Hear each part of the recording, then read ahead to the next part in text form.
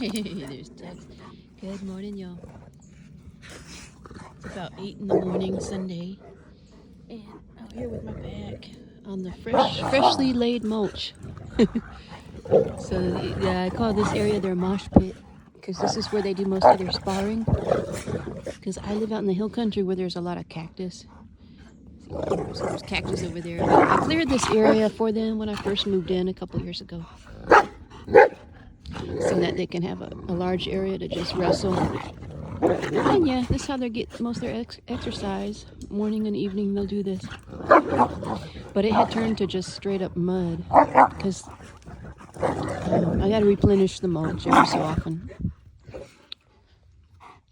Hey, what is it? But I'm getting another delivery today from Home Depot of some cedar mulch. The lighter colored one is the cedar. So I prefer that. I'm going to lay some more today. Anyway, so the big one there is Ozzy. He's the alpha Cane Corso. The beautiful black one, she's my dominant female, adult female, Dolce. Hi, Papa. And then Lucia is the adult, Lucia's a puppy. She's only a year old. She's my second female Cane Corso. Those are the 3 Cane Corsos. And then, and they're sparring. Then little Gypsy is the pit bull puppy. Hey, baby girl. Come on, Tux. Let me show you Tux. Man, Lucia's getting big, y'all. Lucia. I don't like when she's pulling on that collar. Lucia! Come here, baby. See the height between them two, y'all? That's probably the best angle you can see that the height difference. 2 female Cane Corsos.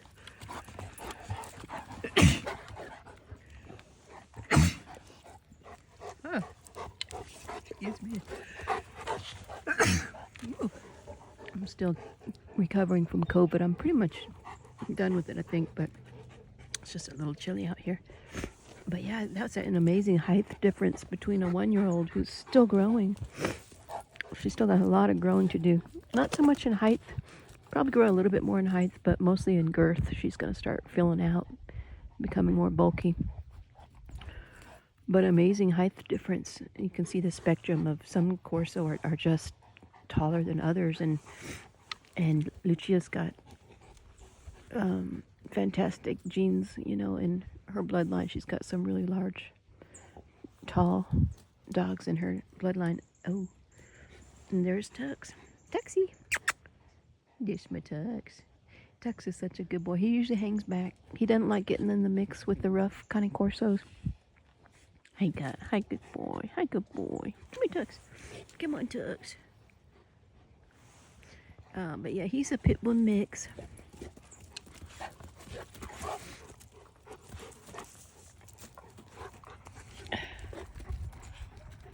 So these 2 puppies are best buds, and they do most of the playing. They play all day long. They got so much energy. The Cane Corso has, a spectrum of energy levels and temperaments. Lucia's middle of the road. But, and then Dolce is extremely, well, she's really was considered my most energetic Cane Corso. And then Ozzy is still, even though he's alpha, he's more of like a really laid back. He's not super high energy. He'll bring it when he needs to. When he needs to protect, he'll become extremely energized. But normal day to day around the house, he's not high strung. He's just really laid back, that's the exact temperament that I prefer. But some people prefer, like a really kind of a higher energy, always on, or the on button's always on. Like if you have like a ranch and you have a Cane Corso that's a working dog type thing. But it's nice that there's a spectrum, so that's why it's good to pick your puppy from a litter, and really hopefully you have a trustworthy breeder that will help you fit the right temperament with your lifestyle and your family. But what I was going to say is that even with that being said, even though the Cane Corso may have its own temperament in the spectrum of temperaments as they go, they tend to still mellow out as they get older, and Dolce may be a good example of that. She actually is, she'll play extremely rough, but she doesn't keep up with it. She doesn't keep the energy up all day like she used to. Most of the day she'll be energetic, but so I imagine that Lucia, as energetic as she is, she'll start to I think that she's going to start to just, wind down a little bit as she gets older. And most likely after a couple heat cycles. Cane Corso females have their first heat cycle around 1 year of age, give or take a couple months.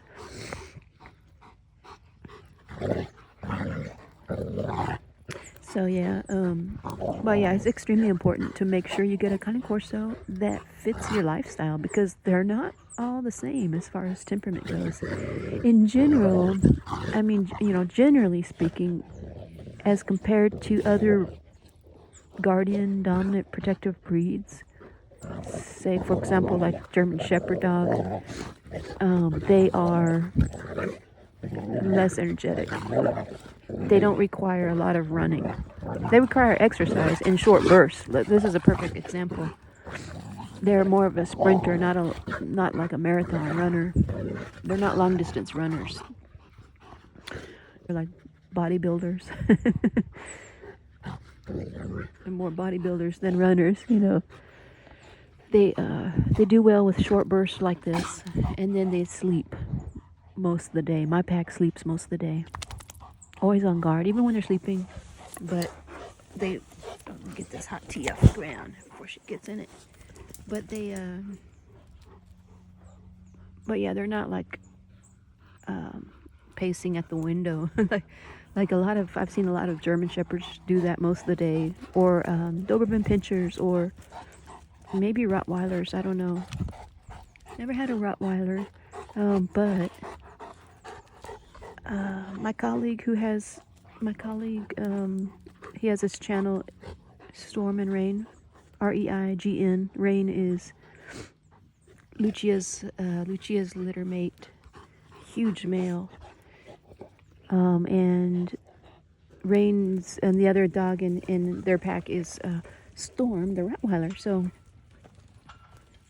I believe Storm is probably a little bit more energetic than Rain, and I don't know if y'all have Rottweilers. Anybody that's got a Rottweiler knows about them. I think they're a little more energetic than the Cane Corso in general. Always variations within a breed, but in general, Cane Corso is supposed to be more laid back than these other dominant guardian breeds. So on the flip side of that, though, as compared to other Mastiff breeds, and for example, like as compared to a Great Dane, I think the Cane Corso is a little bit more, requires more exercise anyway. It's a little bit more active than, say, a Great Dane. And I was looking for a female Cane Corso that would fit with my pack dynamic, so I don't want a dominant female. I don't want a very dominant female, because I had Dolce, who's very, very dominant. Another female. So 2 dominant females is a recipe for a fight. But a good breeder will work with you, And of course, Wailani wanted me to get the best one for my lifestyle, for my pack. And so so that was Lucia. I observed Lucia. She was the one that wasn't wagging her tail the most. She she was kind of doing her own thing. She was not. I was very closely watching how she was interacting with her litter mates, and she wasn't trying to dominate them. She was, know, sticking up for herself and being assertive when she needed to, but she wasn't like the runt or anything either. She wasn't like either, you know, she wasn't the most laid back in the pack. I wanted a dog that was kind of even keel, kind of middle of the road, and she's exactly that, fitting in perfectly with. I'm so glad I picked her. Lucia, you know, it's hard. It's also hard to assess them when they're puppies. They're still a puppy at a year of age. So, like I said, I think Lucia's energy level's gonna mellow out a little bit. But the other characteristic is intensity. That's the metric that I like to look at, because their intensity changes sometimes, and sometimes it does. I mean, their energy changes, their intensity may not. That's what I was trying to say. Their energy, for example, Dolce, you know, up until a few months ago, she started, you know, a few months ago, I should say, she started to kind of decrease her energy level. But her intensity is always on high, high, high. It's always on high. You know, her intensity is super high all the time. Lucia, she's not intense at all. Unless there's like a perceived threat, she'll bring it up a couple notches, but she's pretty happy-go-lucky. She's still protective, as a Cane Corso should be and is, but hi, baby girl. But yeah, you'll start to see, if you continue watching the channel, you'll start to see changes in her. As far as her growth, she's going to start filling out girth-wise. She's going to start bulking up muscles. She probably won't get much taller, but she's already extremely tall, y'all. I'm super happy of how tall she is already. She's almost as tall as Ozzy. It was exactly what I was looking for in a female.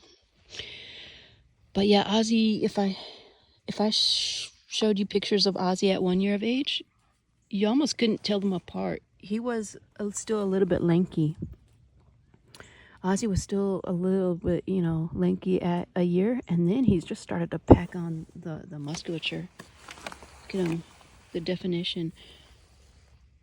Another thing about Lucia, her chest is super wide. Lucia! Oh, this is also kind of a funny aside. So, you see this marking on Ozzy's chest? I'm trying to get a good view of it. Ozzy! Come here, Oz. Okay, see that marking on Lucia? Lucia! They always gotta get the biggest stick. Well, I'll show you in a minute when I get a good view, but it's so interesting because it's kind of a coincidence, maybe, but Lucia and Ozzy have almost identical markings on their chest. Lucia, sit. Lucia. Good, sit. Look how wide her chest is. See that marking? It looks like a manta ray or a butterfly or... Good girl. Her chest is extremely wide. If you were to compare her chest to the Dolce's, it's much, much wider. See her shoulder? The muscle's already starting to bulge out there. She's starting to pack it on. Beautiful head type, beautiful eyes. Just a gorgeous specimen. Yeah, there you go. If I were to show that view of her front, and you didn't know it, you'd probably think she's a male. She's got a lot of, she's got the structure of a male almost. But yeah, so that marking on her chest, let me show you Ozzy's. Hey, Papa. Hola.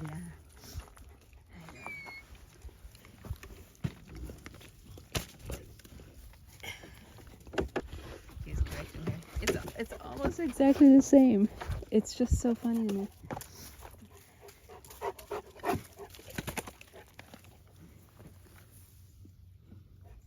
It's got the speckles. It's got the shape of that manta the shape, the same kind of shape, almost. So interesting, and they look almost like, I mean, they look like they're related. Well, they're in no way are they related. The cool thing is I got genetic tests on all of my dogs, and the cool thing is about the test, I used Embark as the brand, and probably other tests will do this too, but I don't know. But it'll tell you, even after you have the results, if another dog that they've tested is in any way related, even 10%, it'll alert you to, oh, we found a distant relative, or we found a close relative, and it'll tell you by how much, by what percentage they're related. And so, yeah, so that's one way I know there's absolutely no, I mean, zero relation between any of my Cane Corsos. And I also did that because I got Ozzy and Dolce from the same breeder. So that was one of my curiosities too. Like, some breeders, they will breed distant relatives together, and it's considered acceptable. I don't know by how far apart they need to be, but I was curious. Do they have any similarity? Do Ozzy and Dolce have any percentage of likeness or relation? And no, zero. So that was good. That was really good. The other cool thing that the genetic test will tell you is the percentage of inbreeding, or I think it's the coefficient of inbreeding. So I forgot if it's the higher the number or the lower the number. It means they were bred. If the number is either high or low, I forget. It'll tell you that it's likely that they were inbred. It'll even tell you it's likely they were inbred, to, the mother or the father, or how close of a relative they were inbred to. And so for purebreds, there's an acceptable number. Because they're purebred, they're going to have less genetic diversity than a mutt, like Tux. So Tux's number was different than the Cane Corso's number, but my Cane Corso's, the number was at an acceptable range for purebreds. So there's no inbreeding in that breeding program, which was good. They all had a really good number. There's my Tugs. Come on, Tugs.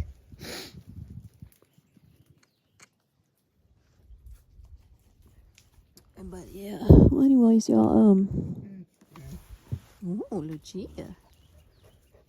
Oh, she wants to go over there. Gypsy.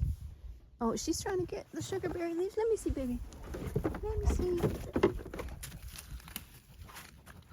Okay. Okay, let me see. Lucia, here. What's this? There you go. Is that what you want? Yeah? Okay. Okay. Here comes little Gypsy. She's like, where's mine? Yeah, baby.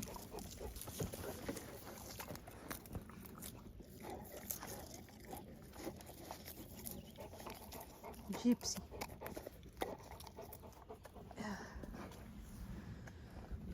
So yeah, that's about the temperaments, and trying to make sure that if you get one, that you try.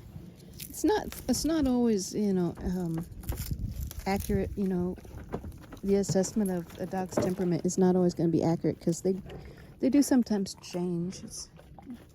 But as much as you can, I would say work with your breeder, and also try to look yourself at the litter and assess which pup from the litter has the best temperament for your family and for your lifestyle.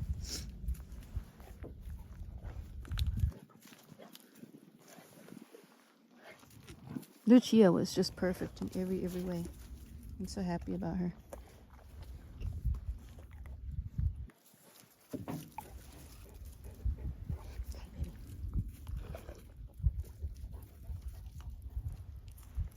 Ugh.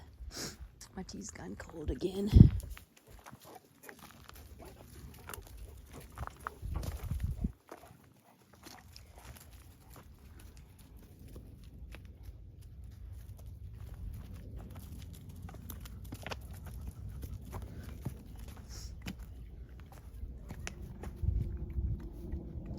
Okay, well, anyways, y'all, hope you're having a good Sunday.